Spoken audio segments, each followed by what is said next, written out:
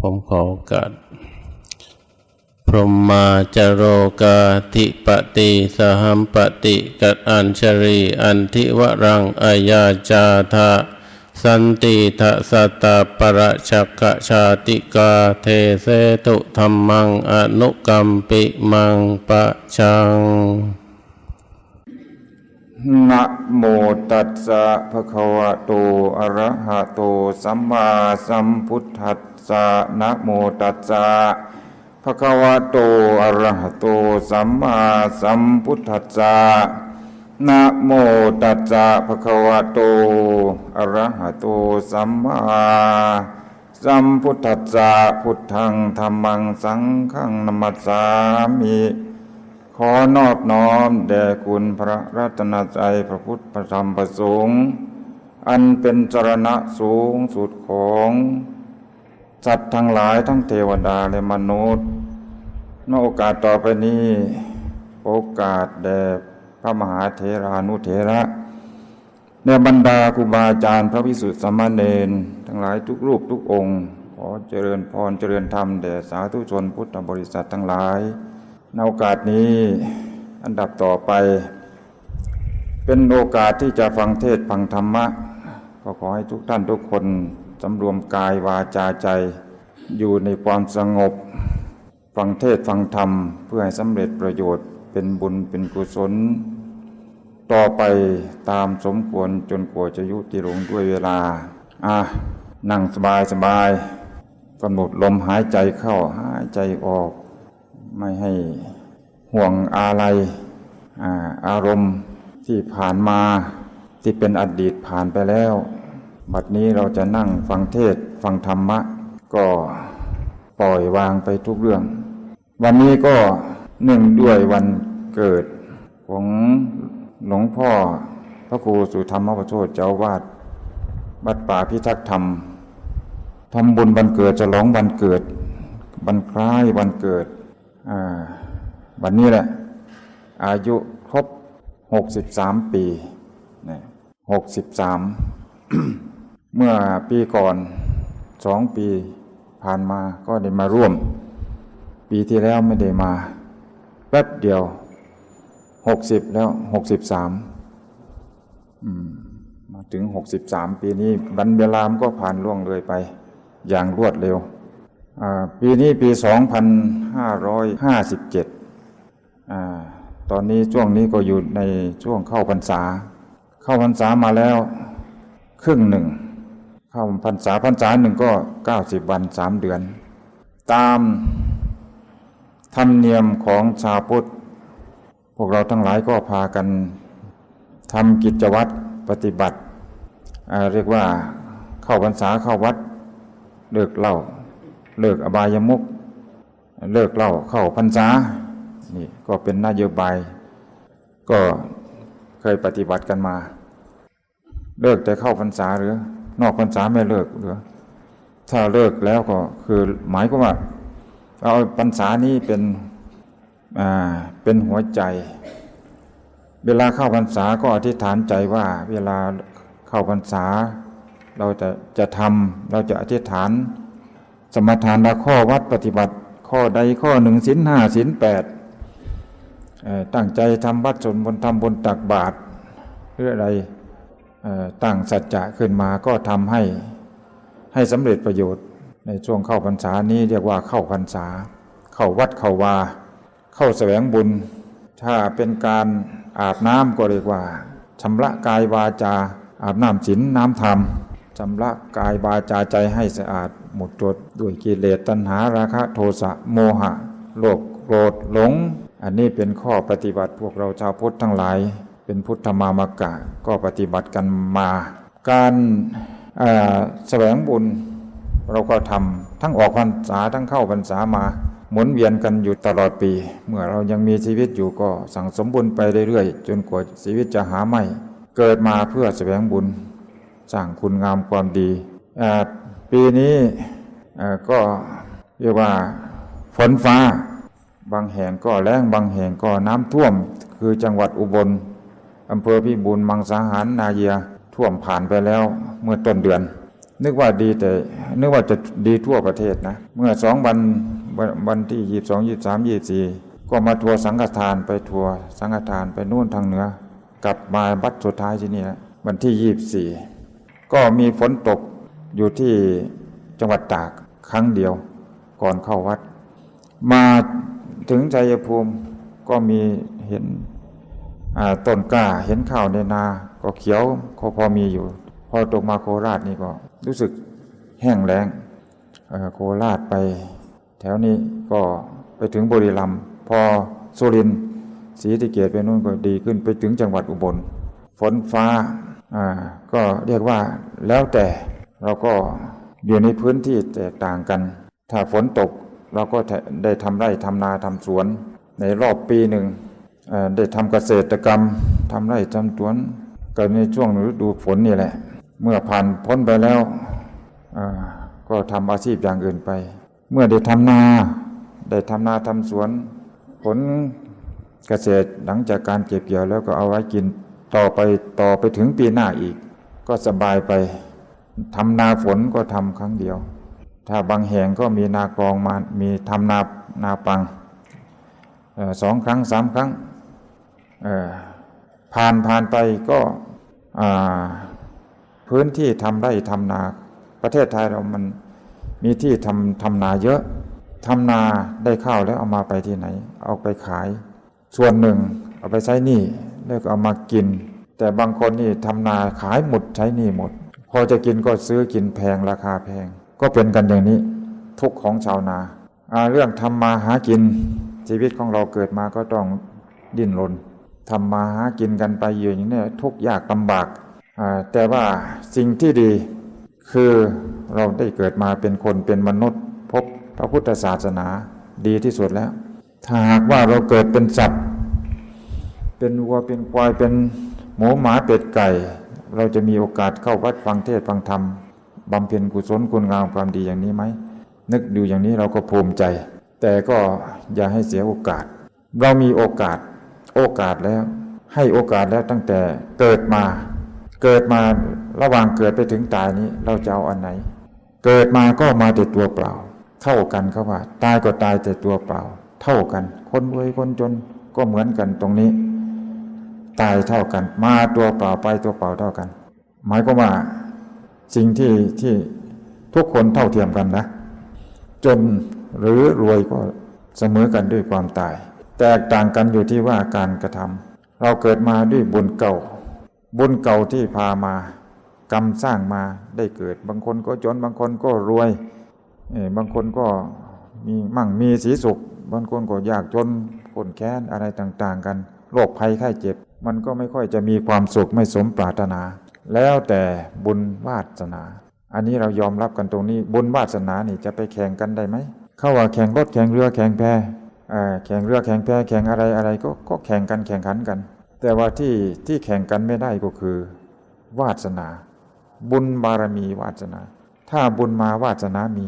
อะไรก็ดีทุกอย่างมันมาจากไหนก็มาจากบุญที่เราบำเพ็ญเอาเรามาตรวจตาดูผลงานของเราการกระทำของเราดูทุกคนตั้งแต่เราเกิดมาจนป่านนี้เราทำบาปทำบุญอะไรไว้บ้าง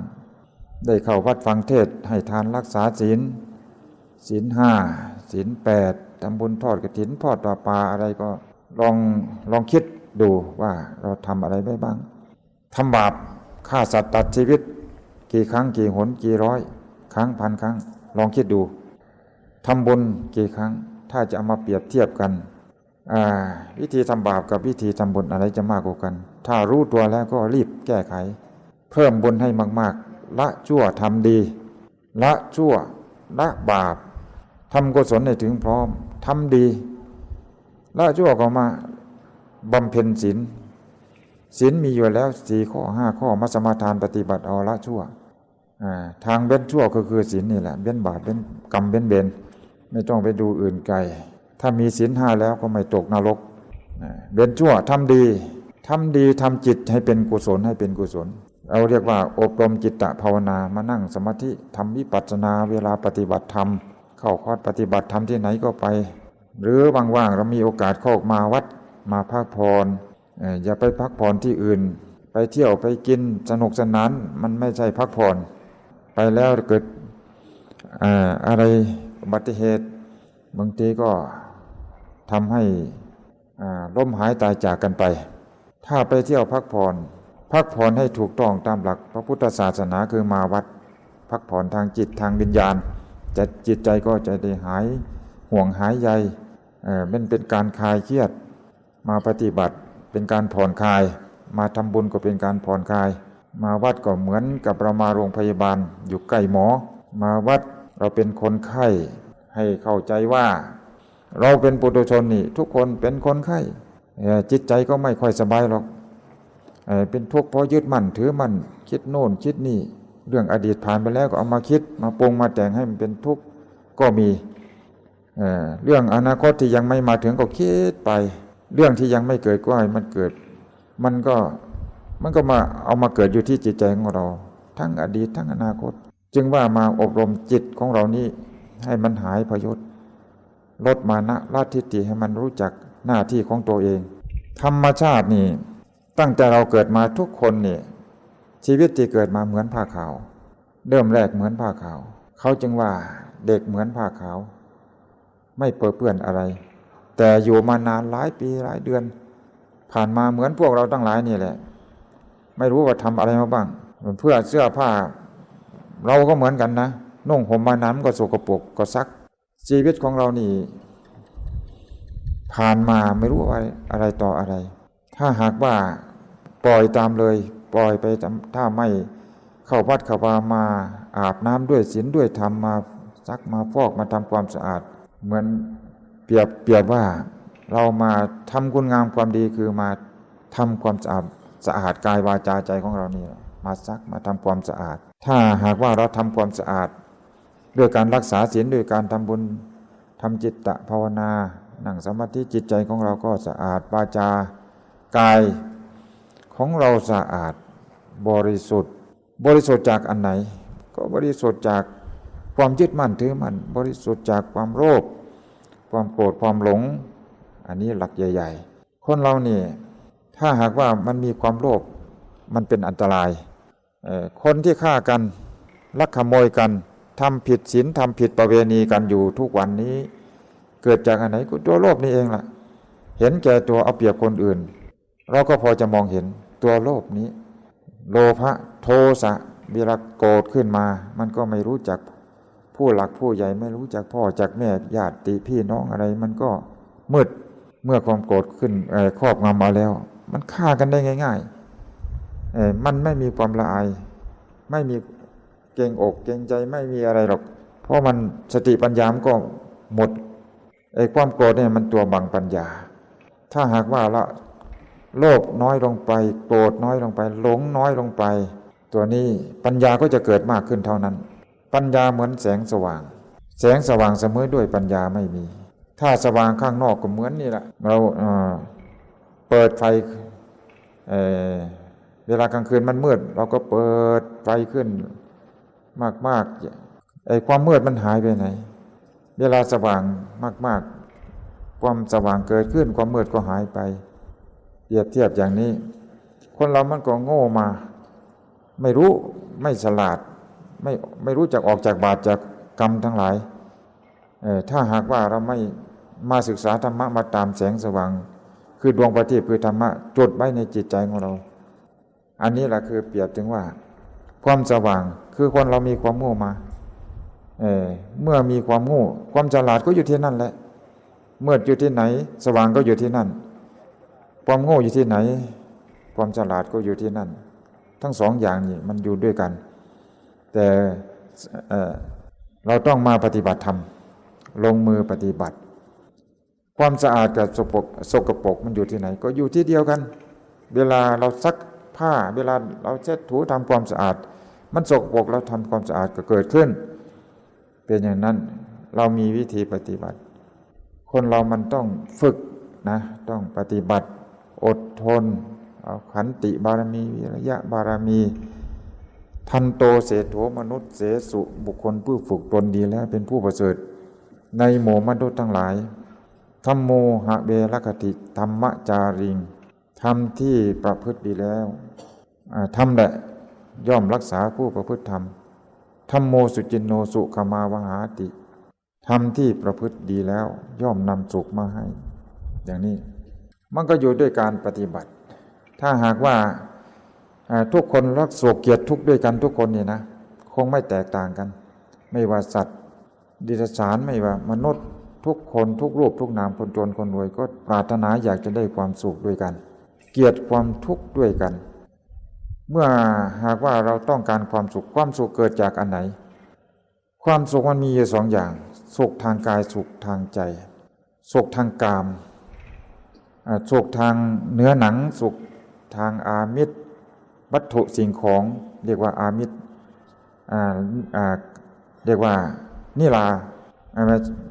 อามิตรสุขนะอามิตรสุขอิงอามิตร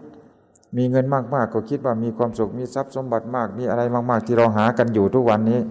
ก็คิดว่ามีความสุขพอไปถึงตอนหนึ่งมันก็เป็นความทุกข์อีกเมื่อเราต้องการเราอยากได้อะไรมาได้มาแล้วก็มีความสุขชั่วครู่ชั่วยามต่อไปก็อยากอย่างอื่นอีกต่อไปอีกไม่สิ้นสุดจึงเรียกว่านัตถิตัณหาสมานาทีความอยากเสมอด้วยตัณหาไม่มีแม่น้ำเสมอด้วยตัณหาไม่มีเราก็ต้องเอามาคิดมาพิจารณาก่อนที่จะได้ความสุขเราต้องแสวงหาเราต้องทำแต่บางคนอยากได้มากๆต้องไปฆ่าเอาต้องไปปล้นไปจี้ไปลักไปขโมยไปพุทธทุจริตเอามาอย่างนี้ยิ่งเป็นการเป็นบาปเราจะหาความสุขได้ที่ไหนหลบซ่อนคนทำบาปไม่มีความสุขหรอกทีนี้สุขอีกแบบหนึ่งสุขที่เกิดจากไม่ต้องมีอะไรเลยไม่ต้องมีเงินสักบาทเดียวสุขด้วยการกระทำคิดให้ถูกต้องทำใจของเราให้เป็นสุขง่ายๆลองคิดเอาญาติโยมทั้งหลายต้องความสุขอยู่ที่เราความทุกข์ก็อยู่ที่เราหัดตัวเองให้เป็นคนมีความสุขได้ง่ายๆอย่าเป็นคนทุกข์ง่ายถ้าเป็นคนทุกข์ง่ายนี่โอ้ยอะไรนิดอะไรหน่อยก็หาเรื่องเล็กๆน้อยๆเป็นเรื่องใหญ่เรื่องโตทุกข์จนก่อกรรมทำเข็ญมันคิดผิดไปแล้วเมื่อคิดผิดคนนั้นก็มันน่าจะทำเราไม่น่าจะว่าเราอะไรต่ออะไรก็คิดไปอย่างนี้นะอยากจะให้ทุกสิ่งอย่างเป็นไปตามที่เราต้องการหมดทุกสิ่งทุกอย่างมันไม่เป็นตามที่เราต้องการก็เป็นทุกข์อยากได้อะไรไม่สมปรารถนาก็เป็นทุกข์ที่นี่ก็เราต้องเป็นคนถ้าหากรู้จักว่าสุขอยู่ที่ใจเราจะเป็นคนสุขง่ายเพียงแต่ยิ้มตื่นเช้าขึ้นมา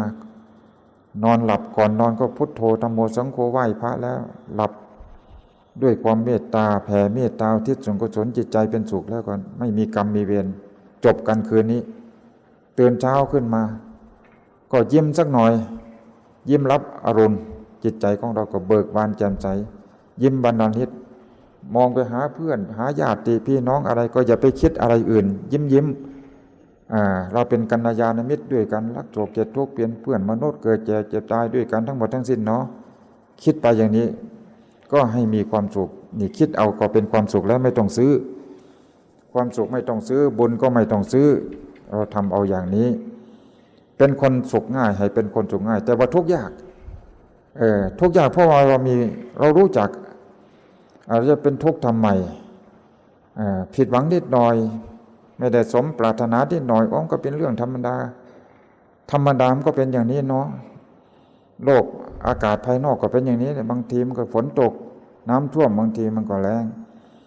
บางทีก็เจ็บไข้ได้ป่วยร่างกายของเราอยู่ในโลกนี้มันเป็นโลกแห่งความผิดหวังถ้าหากว่าเราตั้งค่าไว้สูงคือเรียกว่าเราคาดการว่าชีวิตนี้เราจะเป็นอย่างนั้นเราจะเป็นอย่างนี้ต่อไปอนาคตคาดหวังจนเกินไปเมื่อเราคิดตั้งเป้าสูงเกินไปอย่างนี้เวลาผลลัพธ์มันออกมาไม่ตามปรารถนาของเราก็เป็นทุกข์อันนี้เราต้องเรียนธรรมะรู้จักทั้งวิธีลบรู้จักทั้งวิธีบวกเราจะเอาวิธีบวกอย่างเดียวไม่รู้จักวิธีลบ ไม่ถูกต้องเป็นการไม่ถูกต้องอันนี้คือเรียนธรรมะภาษาธรรมะก็เรียนภาษาใจเรียนภาษาใจคือให้รู้จักตัวเองคนเราส่วนมากไม่ค่อยรู้ตัวเองไปมองสิ่งภายนอกไปดูสิ่งภายนอกเห็นผิดจากภายนอกแต่ไม่เคยยอมรับความจริงจากตัวเราเองคิดผิดทำผิดไม่รู้ก็ไม่รู้จักวิธีที่จะแก้ไขปรับปรุงตัวเองธรรมะนี่ช่วยให้คนพ้นทุกข์ธรรมะทำให้เป็นคนดีคนเจริญถ้าหากว่าเราเอาธรรมะไปปฏิบัตินี่ได้ทุกคนนะเป็นฆราวาสญาติโยมทำไร่ทำสวนเป็นพ่อค้าพ่อขายข้าราชการล้วนแต่เอาธรรมะไปปฏิบัติทั้งนั้นธรรมะก็คือหน้าที่ธรรมะคือหน้าที่ปฏิบัติหน้าที่ให้ดีเราเป็นครูเป็นอาจารย์ก็เป็นหน้าที่สอนเป็นตัวอย่างเป็นพ่อพิมพ์แม่พิมพ์เราเป็นพ่อเป็นแม่ก็เหมือนเป็นครูคนแรกของโลกของหลานเราเป็นครูคนแรกนะทุกคนเป็นครูเรามีหน้าที่จะสอนสั่งสอนอบรมเอาให้เขาเกิดขึ้นมาแล้วมีลูกเราเป็นพระพรหมสร้างลูกนะพระพรหมนี้แหละพระพรหมสร้างโลกไม่ใช่พระพรหมที่อื่นที่ไหนก็พ่อแม่นี่เป็นพระพรหมพระพรหมนี่ต้องถ้าอยากให้ลูกของเราเป็นคนดีก็พ่อแม่นี่เป็นครูเป็นอาจารย์คนแรกก็เราก็ต้องสั่งสอนเอาทำหน้าที่อย่างนี้เป็นครูเป็นอาจารย์เป็นพ่อเป็นแม่เป็นหมอเป็นพยาบาลมีหน้าที่ที่จะรักษาคนป่วยเป็นหมอเป็นพยาบาลก็มีหน้าที่ที่จะรักษาคนป่วยแล้วก็ทำหน้าที่ให้ดีที่สุดทำงานคือการปฏิบัติธรรมการปฏิบัติธรรมนี้จะมีความสุขเป็นการทำบุญอยู่ในตัวอยู่แล้วอย่าคิดว่าทำอื่นอย่าหวังผลตอบแทนมากผลตอบแทนค่าของคนก็คืออยู่ที่คุณงามความดีอย่าเอาที่ว่าค่าของคนอยู่ที่ผลของงานคือครึ่งเดียวงานแต่ว่าให้มันเป็นงานที่สัมมาชีพเป็นไปในทางธรรมประกอบด้วยธรรมประพฤติชอบประกอบด้วยธรรมถ้าผลของงานเกิดขึ้นมาก็ถือว่าเป็นรางวัลพระเจ้าความดีความชอบนี้เกิดจากการที่ปฏิบัติธรรมหน้าที่ของเราพระเจ้าให้รางวัลพระเจ้าคือใครคือความจริงเราทำดีก็ได้ดีทำชั่วก็ได้ชั่วกันหนีไม่พ้นไม่ใช่พระเจ้าที่ไหนพระเจ้าคือการกระทำคือกรรมทุกคนมีพระเจ้าธรรมะคือพระเจ้าอย่างนี้ถ้าหากว่าเราเข้าใจอย่างนี้ทำหน้าที่ให้ดีเถอะเป็นหมอเป็นพยาบาลรักษาคนป่วยคนไข้ด้วยความเมตตารักชีวิตของเรารักชีวิตของคนอื่นเหมือนชีวิตของเราเองเท่าชีวิตของเราเองรักคนอื่นเท่าตัวเราเมตตาขึ้นก่อนปรารถนาอยากจะให้คนอื่นมีความสุขแล้วก็เมตตานะแล้วก็กรุณาสงสารอยากจะช่วยคนอื่นจิตมันเป็นอย่างนี้เห็นคนอื่นตกทุกข์ได้ยากอยากจะช่วยเหลือเกื้อกูลถ้าใครคิดอย่างนี้คนนั้นจะเป็นผู้ใหญ่เป็นพระพรหมเป็นผู้ประเสริฐพรหมวิหารเมตตากรุณามุทิตาพอยินดีเมื่อผู้อื่นได้ดีแสดงความยินดีด้วยอย่างเหมือนวันนี้เรามาแสดงมุทิตาจิตในเนื่องในวันเกิดหลวงพ่อพระครูสุธรรมประโชติอายุครบรอบ63 ปีเรียกว่าแสดงมุทิตาจิตยินดีด้วยชีวิตที่ผ่านพ้นมา60ขึ้นไปแล้วก็ทุกปีก็มีการฉลองอายุฉลองชัยชนะชีวิตที่ผ่านพ้นทุกข์พ้นยากมาแต่ละปีไม่เจ็บไม่ป่วยไม่ไข้ไม่ตายเสียในระหว่างก็ถือว่าผ่านพ้นมาครบรอบปีหนึ่งโอ้ยดีใจเดี๋ยวว่าฉลองเราจะได้สร้างบุญสร้างกุศลสร้างประโยชน์ต่อไปอีกเกิดมานานถ้าทำประโยชน์ได้มากมันก็ได้มากแต่ว่าถ้าเกิดมานาน60 ปี70 100 ปีถ้าไม่ทำประโยชน์อะไรก็เปล่านะอันนี้คือว่าอายุมีไว้สำหรับสร้างคุณงามความดีเป็นอย่างนั้นนี่คือทุกคนถ้าหากว่ารู้จักหน้าที่ของใครของมันก็เป็นการปฏิบัติธรรมก็เป็นการแสวงบุญอยู่ในตัวเป็นการทำบุญทุกหน้าที่เป็นครูเป็นอาจารย์เป็นแพทย์เป็นหมอชาวไร่ชาวนาทำไร่ทำนา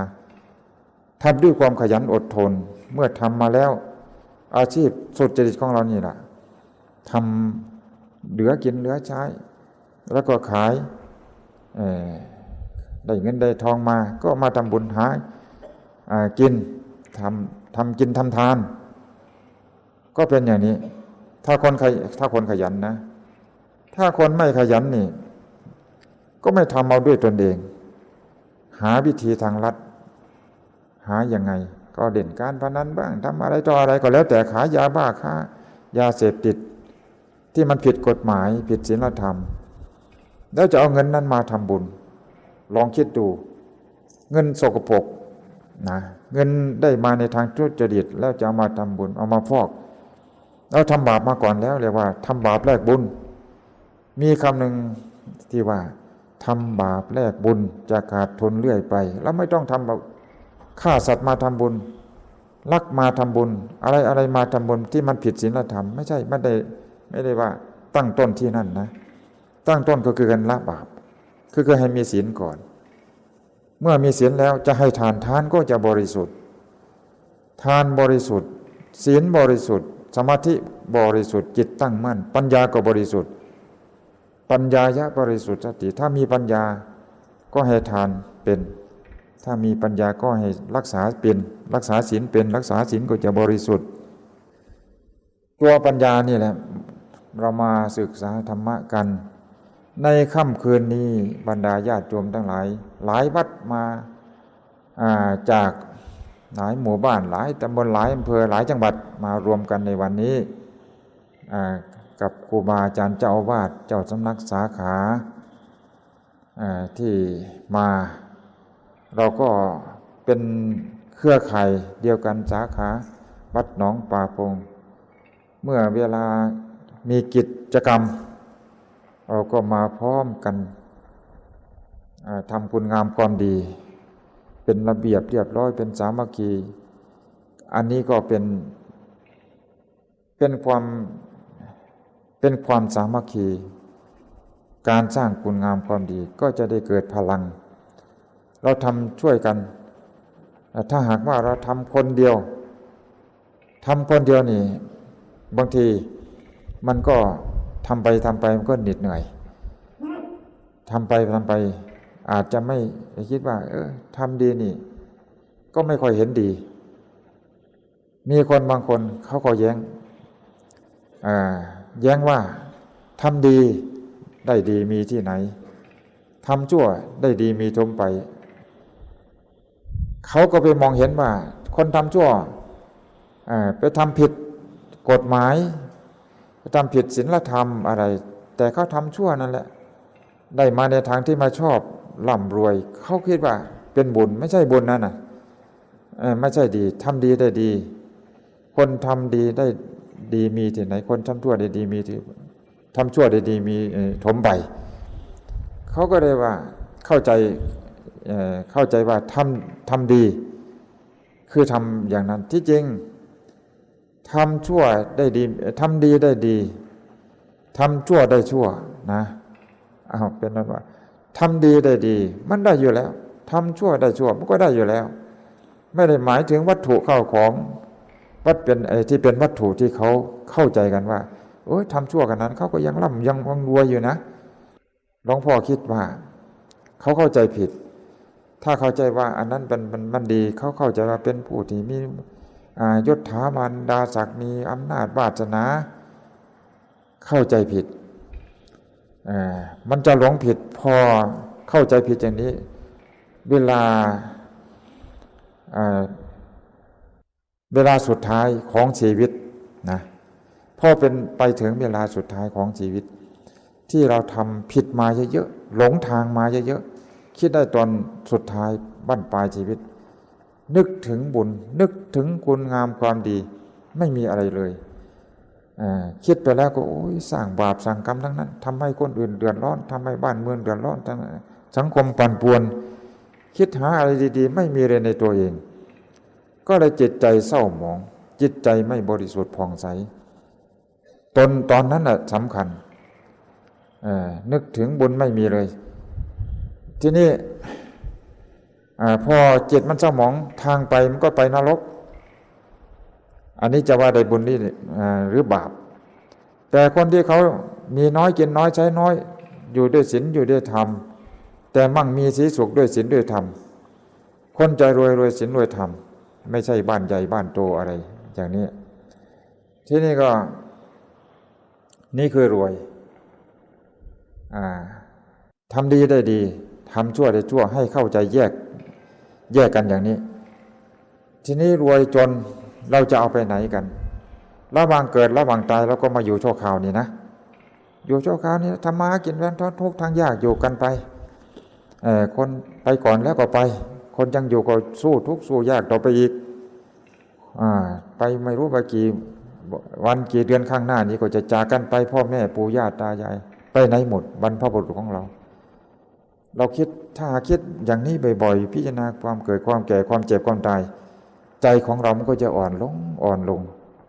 ไม่ทะเยอทะยานไม่เห็นแก่ตัวไม่เอาเปรียบเอารัดคนอื่นเรียกว่ากิเลสมันก็ค่อยเบาบางลงในลักษณะอย่างนี้ทำความดีเพิ่มขึ้นให้ทานเพิ่มขึ้นรักษาศีลเพิ่มขึ้นศีล 5แล้วศีล 8ศีล227ก็แล้วแต่เรียกว่าความดีนี่ทำเถอะทำได้หลายอย่างบวกกันเข้าให้มันเยอะๆเรียกว่าบารมีเรามีบุญบารมีมีเวลาใกล้จะถึงนาทีสุดท้ายเวลาเจ็บไข้ได้ป่วยไปไหนคนเรานะสร้างบ้านหลังใหญ่หลังโตเอาไว้บังฝากผีฝากไข้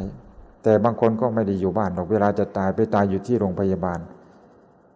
เวลาป่วยไข้มีเงินมีทองไปส่งถึงโรงพยาบาลนะหายก็หายเวลาไข้เวลาป่วยเห็นหมอเป็นเทวดาเขาว่าเวลาหายป่วยเห็นหมอเป็นยักษ์เป็นมารบางคนนี่ก็เบี้ยวหายป่วยแล้วไม่จ่ายค่ายาไม่จ่ายค่าหมออย่างนี้เขาก็มีคำว่าเห็นหมอเป็นยักษ์เป็นมารเวลาป่วยไข้เนี่ยเห็นหมอโอ้ยหมอคงจะช่วยชีวิตหมอถ้าหมอใช้จิตวิทยาจะเป็นหมอที่มีจรรยาบรรณของหมอก็เขาก็มีวิธีรักษาคนป่วยให้กำลังใจเดี๋ยวหายอดทนไปหน่อยเดี๋ยวก็หายหรืออะไรก็แล้วแต่คนป่วยนี่เห็นหมอนี่หายไปแล้วครึ่งหนึ่งนี่นะเราก็พึ่งหมอเวลาป่วยไข้พึ่งหมอทีนี้ในที่สุดแล้วถ้าพึ่งหมอแล้วมันไม่หายจะพึ่งใครว่า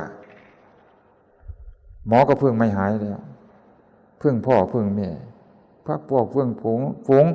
หมู่ญาติพี่น้องพึ่งได้ไหมไม่มีใครได้ทั้งนั้นจะพึ่งใครว่านะลองถามดูพึ่งตัวเองใช่ไหมพึ่งบุญกุศลที่เราทำเอาไว้นี้แหละนาทีสุดท้ายพึ่งบุญพึ่งกุศลที่เราทำไปนึกถึงบุญที่เราทำมามากมายตอนนั้นแหละสำคัญเพราะบุญที่จะช่วยเราไปในภายภาคหน้าบุญเป็นที่พึ่งไปในภายภาคหน้าหลังจากตายไปแล้วบุญพาไปบาปพาไปจึงว่าสองคนพาไปคือบาปกับบุญถ้าหากว่าบาปทำเอาไว้บาปก็จะพาไปเองหรอกถ้ามีบุญที่เราทำเอาไว้มากๆบุญก็จะพาไปบาปพาไปบุญพาไปเรียกว่าสองคนพาไปเวลาจะตายเรานึกถึงบุญนึกถึงสิ่งก่อสร้างไปสร้างโบสถ์สร้างวิหารสร้างกำแพงวัดสร้างหอระฆังสร้างศาลาการประเรียนห้องน้ำมงส้วมทอดกฐินทอดประปาถวายพระพุทธรูปอะไรก็แล้วแต่โอ้ยเยอะแยะนึกถึงแล้วเป็นยังไงอุ่นใจทำบุญแล้วอุ่นใจถึงจะตายไปก็ไม่ตกใจบ้านสมมติว่าคนมีเงินมีทองนะประกันภัยไว้ด้วยถ้าหากว่าบ้านหลังนี้ไฟจะไหม้ก็ไม่ต้องไปตกใจไม่ต้องไปเสียดายเพราะว่าเงินประกันมีเยอะเงินเราก็มีเยอะให้มันไหม้แล้วไปสร้างเอาใหม่สวยกว่าหลังใหญ่กว่าเป็นอย่างนี้คนมีเงินนะคนมีบุญมีกุศลนี่ก็เหมือนกันไม่ต้องห่วงหรอกเวลาจะตายไม่ต้องกลัวไม่ต้องคนมีศีลไม่กลัวตายมีบุญไม่กลัวตายก็บุญใจอย่างที่ว่านี้ตายก็ตายเราไปสร้างเอาบ้านใหม่ไปเกิดใหม่โอ้ยอาจจะดีบุญกุศลตามพาไปเกิดในภพภายภาคหน้าก็เกิดมาเป็นคนมีมั่งมีสีสุขร่ำรวยอะไรก็เป็นไปอย่างนี้ เราก็เลยไม่ตกใจนี่คือคนมีบุญก็ขอให้ญาติโยมสร้างบุญสร้างกุศลเอาไว้มากๆแต่ว่ามันมีอยู่2 อย่างสองอย่างภาสิทธิพระพุทธเจ้ากับเทวดาลองเอาไปคิดดูญาติโยมทั้งหลายเทวดาภาสิทธิเทวดาว่าเวลาคนใกล้จะตายว่ายังไงพระเทวดาว่าต้องสั่งสมบุญเอาไว้มากๆทำบุญไว้มากๆอันนี้เป็นภาสิทธิเทวดาว่าอย่างนี้ต้องทำบุญไว้มากๆเพื่อไปสวรรค์ภาสิทธิพระพุทธเจ้าว่าเวลาใกล้จะตายว่ายังไงพระพุทธเจ้าเวลาใกล้จะตายนี่ต้องให้สลัดทิ้งทุกสิ่งทุกอย่างอย่าไปยึดมั่นถือว่ามั่นอย่าห่วงอย่าใยอย่าไปยึดมั่นถือมั่นให้สลัดทิ้งโลกามิตรให้สลัดออกทุกสิ่งทุกอย่างอย่าให้มีอะไรปล่อยวางขันธ์ห้าปล่อยวางรูปนามไม่ให้ยึดมั่นว่าเป็นตัวเป็นตนเป็นเราเป็นตัวของกูทิ้งหมดทุกสิ่งทุกอย่างอันนี้แหละญาติโยมทั้งหลายจะเลือกเอาข้อไหนก็เอานะทำบุญไปมากๆก็ดีอยู่เวลาหากว่าเรายังไม่พ้นทุกข์ก็อาศัยบุญไปนะแต่ว่าถ้าหากว่าถ้าจะให้ดีที่สุดก็คือว่าสลัดปล่อยวางอย่าไปยึดว่าอันนี้บ้านก็ของกูทรัพย์สมบัติอันนี้ก็ของกูอะไรก็ของกูไหลหน้าทรัพย์สมบัติลาภยศสรรเสริญอะไรโอ้มันทุกข์มากนะตัวนี้นี่เราเรียกว่ายึดมั่นถือมั่นตัวตนก็สลัดปล่อยวางไปอันไหนจะถูกกว่ากันอันไหนจะมีความสุขกว่ากัน2 อย่างนี้ให้เป็นข้อคิดสำหรับญาติโยมทั้งหลายธรรมะย่อๆวันนี้อาจจะไม่ถึงชั่วโมงหรอกรีบๆหน่อยญาติโยมทั้งหลายจะได้ฟังธรรมะหลายกันครูบาอาจารย์ก็จะมาแจกธรรมะให้เป็นทาน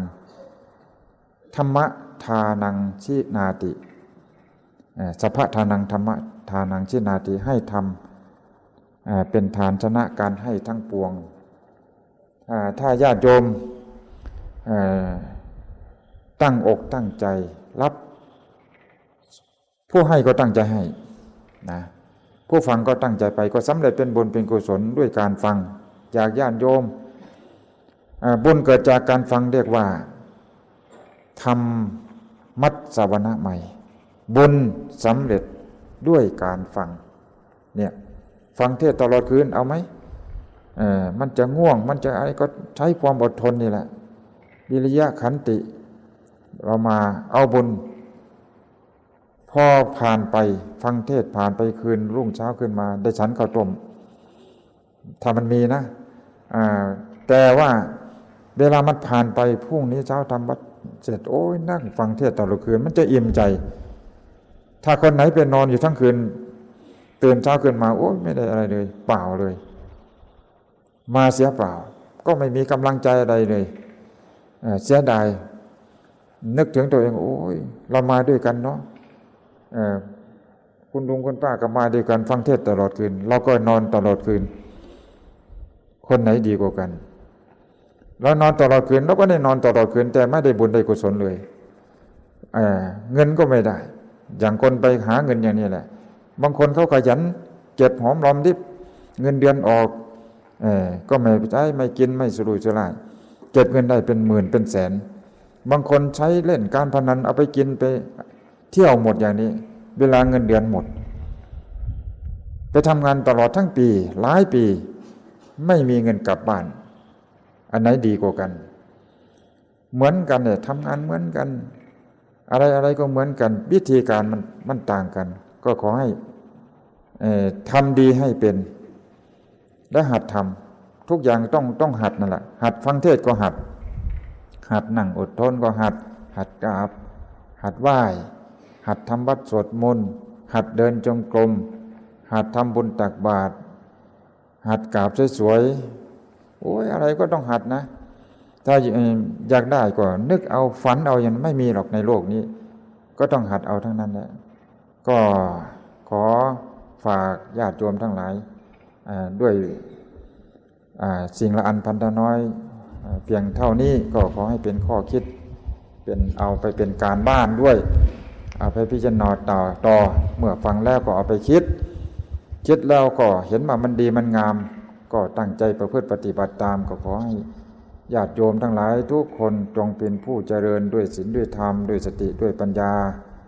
ขอให้คุณพระคุ้มครองปกปักรักษาให้อยู่เย็นเป็นสุขปราศจากทุกโศกโรคภัยพยันตรายทั้งหลายทั้งปวงถึงความเจริญงอกงามด้วยศีลด้วยธรรมงอกงามไพบูลย์ในพระบวรพุทธศาสนาเจริญไปด้วยอายุวรรณะสุขภละทุกท่านทุกคนเทินสาธุจากที่แสดงธรรมจบลงผมพ่อพระครูสุวรรณโพธิเขตวัดป่าโพสุวรรณอำเภอพิบูลมังสาหารจังหวัดอุบลราชธานี